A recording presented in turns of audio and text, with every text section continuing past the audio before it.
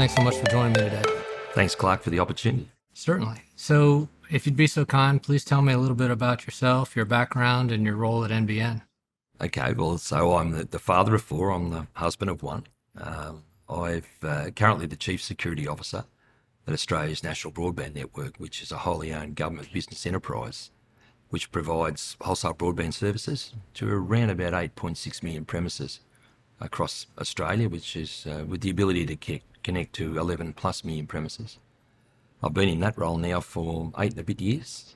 Previously, 11 and a half years in security roles, including the sort of directed corporate security at Telstra. Prior to that, I had 6.5 years with the government, with your SEC, our Australian Securities Investment Commission, and before that, about 13 years with the Australian Federal Police. So my background has largely been in law enforcement and security now for almost 40 years. Oh, wow. So, I meet with a lot of customer CISOs, and we've seen the role of the CISO evolve over time. That I'd say it's fair to say in the last 10 or 15 years, there's been a steady progression of, the security office of being somebody we have to have. And maybe, the joke is they stay in the basement and you only bring them out when you absolutely have to now we have CISOs regularly reporting to the boards. They're part of the C-suite. They're really part of the business overall.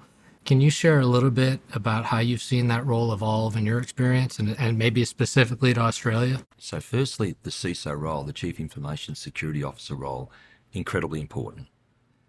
As companies have become more efficient and effective, building on technology platforms and building into the digital age, the role of the CISO to manage security risk in that space has grown exponentially. But so has everything that sits on those technology platforms. So the role of the CISO to just focus on information security has actually become almost redundant. They're being asked now to actually concentrate on things like privacy, incident response, business continuity, particularly issues around operational technology. And as we actually have access control systems for building access points, as we have digital forensics, investigations requirements and so forth, you're finding that the role of the CISO, as you call it, the CISO, has grown and grown and grown to actually bring into issues other than information security. So I'm definitely the guy that says drop the I. If you need to have a CISO in today's big corporate roles, I believe you really should have a CSO. And all those areas of accountability that I spoke of, incredibly important nowadays. Trusted insider programs, privacy breach, incident response. That's a huge suite of accountability. And for the CEO, the C-suite and the board to actually have confidence in that being one streamlined effort, it's not unusual to have one person accountable for it. And that person now is the CSO. I'd also like to add that the importance of both the CISO and the CSO in the modern company or modern entity has become very, very significant. The board, the C-suite, government particularly, understand now the risks that security represents. So therefore, that individual who's been tasked with owning that has a more significant role and is expected to be able to articulate and communicate as well as manage and lead. So first of all, I like the guy who drops the I, right? So we need that on a T-shirt somewhere. But to sort of poke back at that a little bit, you talked about managing the risk overall for the organization. How does one in that chief security officer role, or the chief information security officer role for that matter, how do you balance the need for the organization to innovate and succeed from a business perspective with all the things that need to be done from a security, risk, compliance, and privacy perspective? How do you quote unquote sell the security aspects of that to the business leaders while still innovating for your customers? That is a challenge. There is no doubt. And I think in the past, we've all been guilty of it, me included, of actually continually challenging the business to understand and appreciate the risk that we actually are accountable or responsible for. And by doing that, we would often catastrophize the risk and demand that they actually address the risk by further resourcing support or actual funding support. And by resourcing, I obviously mean workforce. And it's also recognition of the risk we manage. Now, I think that worked for a while we were actually making all sorts of efforts to ensure they understood and appreciated the risk. But of late, to your point, most competent boards, and certainly competent C-suites, now have an unbelievable understanding of security risk.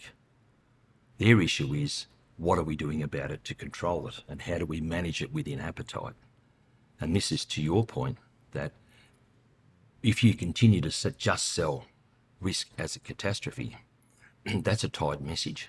So the way I approach it is to actually work with the C-suite who are supportive and the board who are understanding, and help them understand the importance of good security maturity, strong posture and hygiene, and what are the advantages and opportunities that come from that.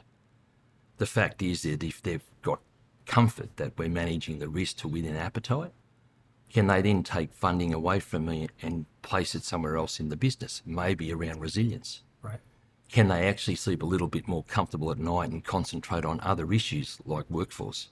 So my approach to it is security should be seen as an enabler rather than something that says no or is a blocker.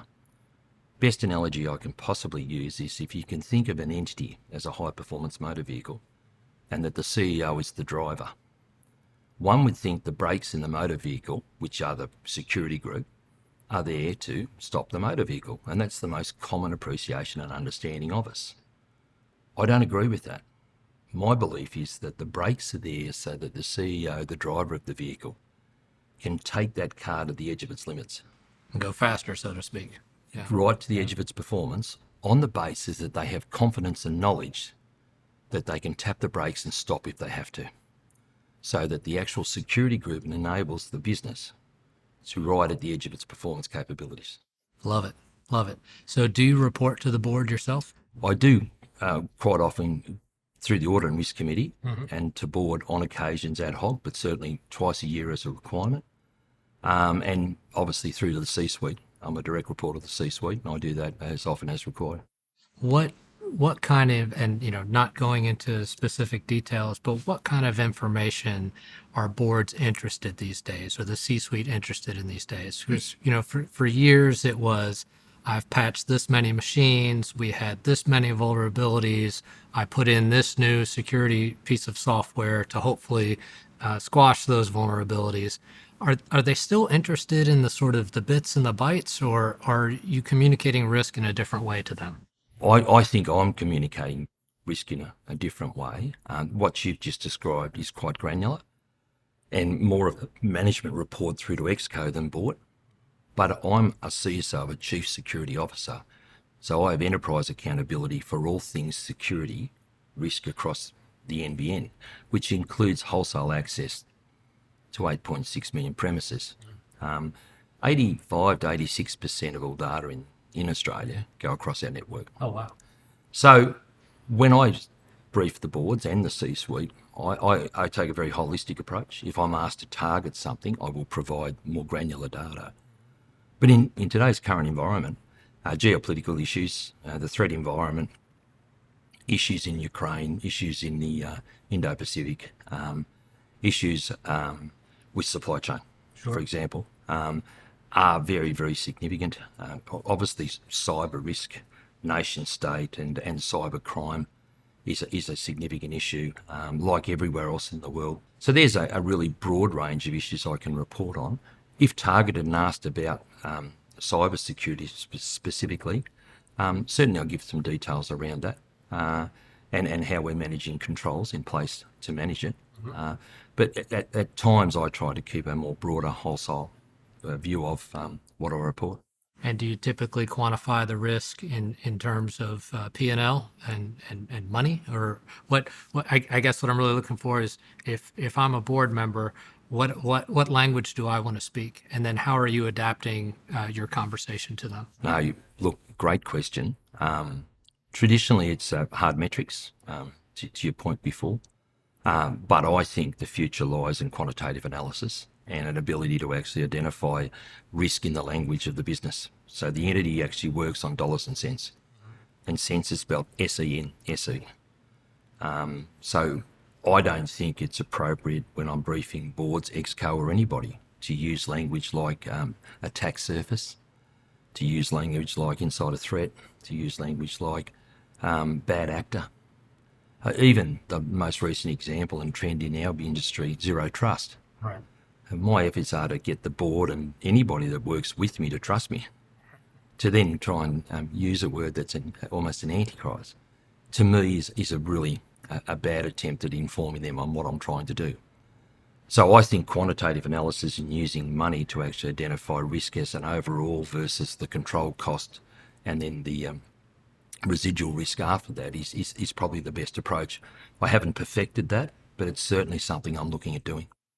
That's awesome. So switching gears a little bit, staffing, right? So I've yet to meet a CISO or a CSO for that matter who is satisfied with the amount of security personnel that work for them, in the sense that I have enough. We could always do with more.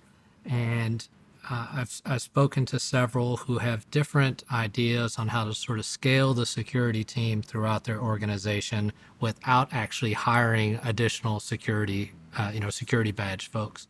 What are you doing at NBN to really sort of get security out in front of everyone and out and across the business when you may have a limited security staff? I look at renewal as much as retention. So, and in fact, in some ways, my focus is on renewal. There's only a limited amount of money I can offer to retain. There's only a limited amount of progression, development, and other opportunities I can offer to retain. At the end of the day, the industry needs talent. If I've got talent and it's their time to move, I say good luck. What my job is to ensure that what's left through succession and talent management, and then who we actually attract to the organisation, are going to be capable to fill the hole. So my focus really is through graduate programs and a recent internship, which I'm incredibly proud of. And if you've got 5 seconds, I'll quickly brief you on it. Please do. What we recognised was we needed more diversity in our graduate and intern take. So senior members of the SLT and the security group targeted the Box Hill TAFE, York Community College. So it was the Box Hill TAFE in Melbourne, Victoria, and we offered internships to people who were trying to build a career into cybersecurity, trying to target those looking at a secondary career or a return to work. And it just so happened that we got 5 wonderful women, either returning to work because of other issues or mothers and so forth, who had traditionally not had an experience in cybersecurity. Oh, wow. We offered them an internship initially for 6 months, which we were hoping to extend even in these times. And our goal was to make sure if an opportunity came up to employ them, we would. But if we couldn't, we would actually give them 12 months experience in the industry so that when they applied for roles external to us or across the business, they actually had that on their CV. And I'm very pleased to say that one was recently picked up by a top 4 consulting firm. Oh, that's fantastic. And we're doing as much as we can to place the others. And when you speak to these interns or these women, incredibly capable people who were really looking for an opportunity and a chance to excel. And I think that that's the example that our industry overall globally should pick up on, which is that most of the folk that you need to employ in the business need to have a curious mind with a great attitude. They don't necessarily need to have the hard skills, because we all know you actually employ for attitude, you train for skills. To answer your question in short, is my focus is on renewal rather than retention. And I'm incredibly proud of the Security Group alumni. We've got about 8 or 9 CISOs out there in Melbourne now coming through the NBN. Oh, that's great. Yeah. So from my perspective, it's as much of what we do to harden the industry as to build out the NBN. So your story about the intern program is fantastic. I as you know, I talk to a lot of CISOs, and they talk about diversity in their teams, diversity of opinion, diversity of background, diversity of experience. Can you share a little bit about that type of diversity in your team? That it's not everybody came from a computer science background. Not everybody is a hardcore security researcher. Maybe you had somebody from HR. Maybe you had somebody with a financial background that ended up being a great security practitioner. Again, I smile because your question's right on my hitting zone. I'm a huge believer in the fact that if you're going to protect a village, you need villagers from all walks of life to do it. I've got a great story. I had a fellow hit me up. He was during the pandemic, during lockdown. He was working for one of our national airlines, a very senior member of staff, a captain that trained other captains on Airbus. He was let go. He ended up going to a community college, being Box Hill TAFE, and he hit me up on LinkedIn. Interesting story. So I obviously responded and said, I'm interested to see where you get to. Unbeknownst to me, he had applied for a role at NBN sometime later, and we employed him on a contract. Right. And he arrived having had a love for flying, but previously was in law enforcement in Western Australia. So there was a little bit of actual crossover. You had that connection. Connection. So we gave him a 12-month contract, and all he had was his training at Box Hill TAFE over 12 months on a certificate course. Sure. And obviously, great competence, both as a leader and a manager of people, and obviously hard skills in flying Airbus and Boeings. Incredibly successful. Just fitted in like a hand in glove. Very much looking to bring him on full time. The pandemic finishes. We go back to our normal way. We'll try to go back to our normal way of life. Just as he was about to accept the role we would offer him, he was offered the permanent senior captain's role back in the airline. And there was a great article on him returning to the air, having had that experience. Wow. Yeah. Great example of exactly what you said. It had nothing to do with experience nor capability. Sure. It had everything to do with communication skills and ability to actually engage and a willingness to learn. And I'm finding that if you can find folk with that sort of, all of those attributes, you will have success, because all they're looking for is an opportunity, and that'll grow with them. And then the different perspectives are just so helpful throughout every part of your security department. Absolutely. And one of the things, it's not as important in Australia because we're not as diverse as far as language skills. But we're finding that more and more down there, that a diversity of origin, a diversity of religion, certainly a diversity of gender is becoming very, very important. If you're a competent leader and manager, you understand the importance of diversity and what they bring to a team. So with NBN's 8.6 million customers or so, plus all of the data centers you have, and just the fact that technology continues to expand into everyone's life, what role does sustainability play in the way NBN sort of governs its resources and thinks about it, how it affects customers? Well, if you think about what we're offering as a product at NBN, okay, it enables people to work from anywhere, to work from home. So you've got carbon footprint issues, you've got paperless office issues, you've got places where we don't leave a carbon footprint because of the fact we're using technology to actually improve it. We have 8.6 million premises connected, and that may have multiple people at home, but where I look at this is it is an opportunity for us to bridge the digital divide in Australia, to give everybody that needs the access, but also to ensure that where we can utilise technology to perhaps even reduce the carbon footprint. If you think of the ability to work from home, I certainly believe it wasn't road and rail that saved the Australian economy from an infrastructure perspective during the recent COVID lockdowns. It was connectivity. Sure. And the opportunity for people to learn new ways of working has come through that technology. With that, obviously, comes an ability going forward for hybrid or remote work, for more folk living in remote and rural Australia, reducing the carbon footprint by not travelling to work back and forth.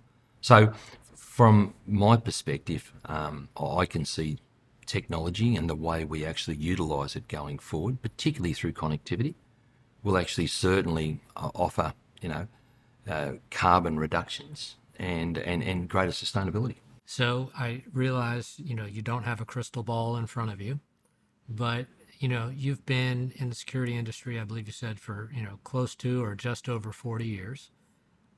What do you think we'll be talking about 5 years from now? In 2025, I'll be in my 40th year.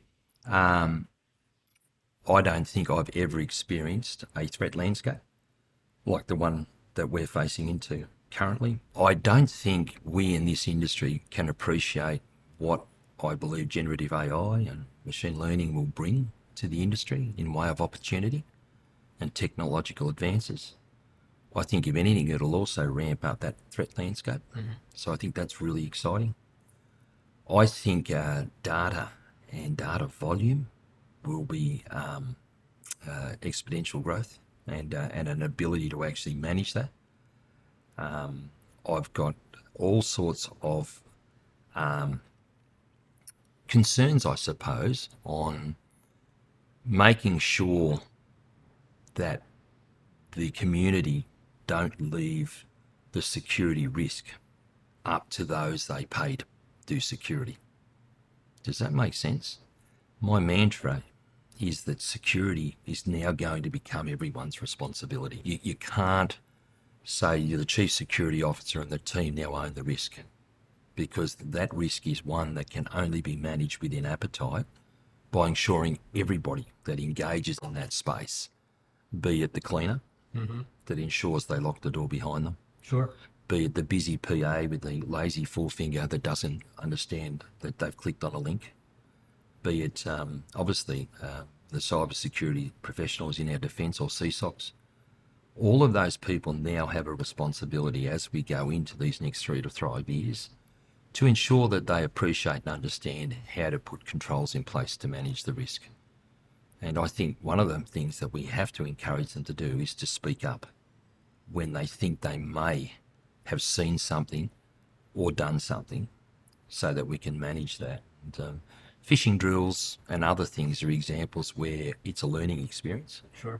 It shouldn't be one that is a disciplinary experience. So if that's going to be, the future state, what are you doing now from sort of a security culture perspective to help sort of build that mental muscle into the roles outside of security so that they're thinking about security all the time? I think most importantly, we're not catastrophizing the risk. So what I like to try and do is sell the upside, sell the opportunity, not always constantly say, don't do this because of the risk. Goes back to that motor car analogy. Yep. The brakes are there to tap if you need them, but go out and enjoy your life. Love it. Darren, thank you so much for joining me today. Great, and great opportunity. Fantastic. Thank you.